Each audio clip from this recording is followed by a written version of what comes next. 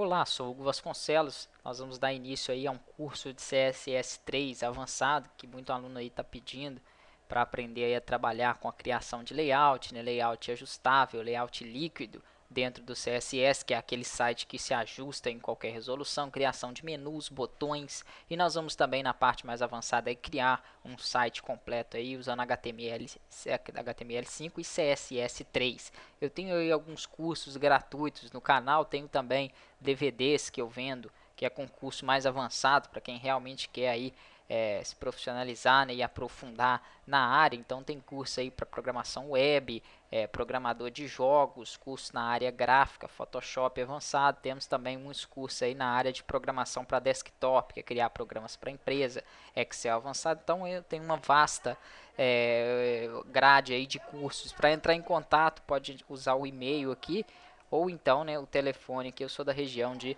BH. Então vamos dar início ao nosso curso, né? Deixa de propaganda aqui, vamos lá. Estou usando a versão Dreamweaver CS6, você pode usar Notepad++ e até mesmo um bloco de notas para acompanhar esse curso. A ideia é criar documentos e criar folhas de estilo que eu vou explicar para que nós possamos dividir melhor o CSS aí dentro da página. Então, de início, eu vou criar aqui um novo HTML e eu gosto também de trabalhar com coisa prática, né? O que eu chamo de coisas práticas. É o seguinte, eu recebi um projeto há pouco tempo, que eu tenho aqui o layout dele no Photoshop, que é um layout de um site aí das Nações Unidas em Angola.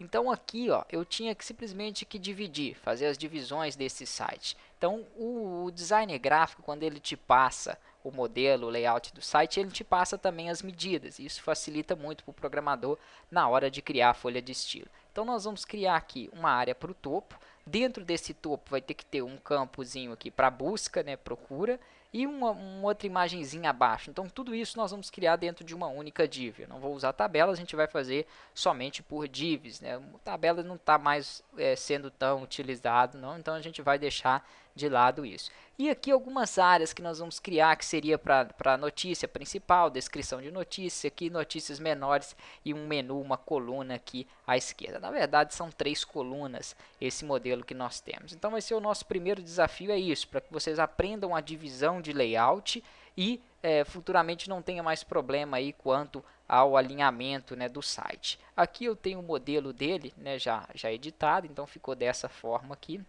São várias divs uma dentro das outras, então a gente vai ter uma facilidade aí na hora de projetar esse layout. Vamos iniciar aqui então. Eu pedi um HTML, vou vir aqui para o código e aqui dentro eu vou gerar algumas divs. Vou colocar aqui aula 1 no título, só para deixar um título aqui mesmo. A primeira coisa que nós vamos precisar é de criar aqui uma div que vai amarrar todo aquele conteúdo, como se fosse essa área principal que passa em volta aqui, ó, de todo o meu projeto, essa cinza mais clarinha que está por trás.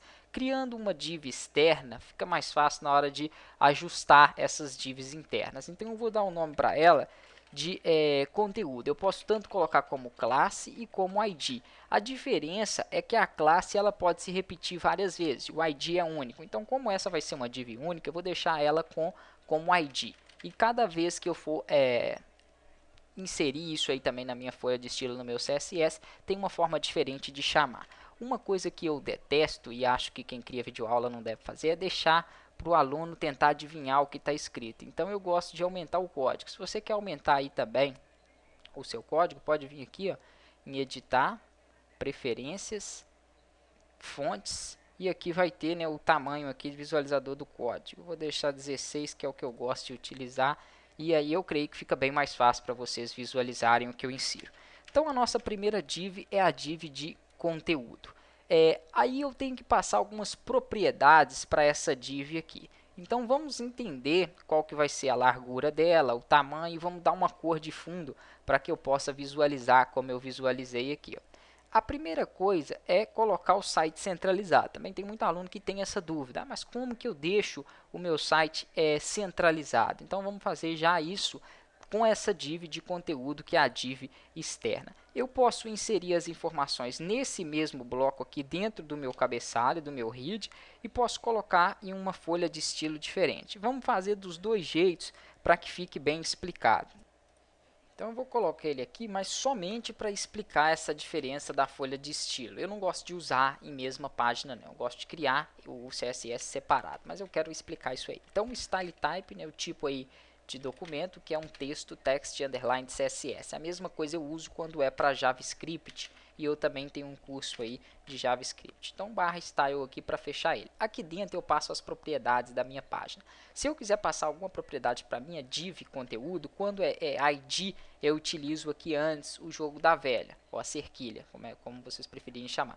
Quando é classe, eu uso o ponto. Então, como é div, eu vou usar o jogo da velha e coloco o nome dele aqui. Ó. Se eu quiser passar alguma propriedade, né, eu coloquei o nome, eu abro aqui e fecho chaves. Ali dentro, por exemplo, eu vou jogar uma cor de fundo. Então, background, que é o parâmetro, 2 pontos sempre depois dele, e aqui eu posso colocar a cor. Então, vou colocar aqui um tom, né, tanto como texto assim, ó, eu poderia colocar como hexadecimal. Vamos deixar aqui por enquanto black.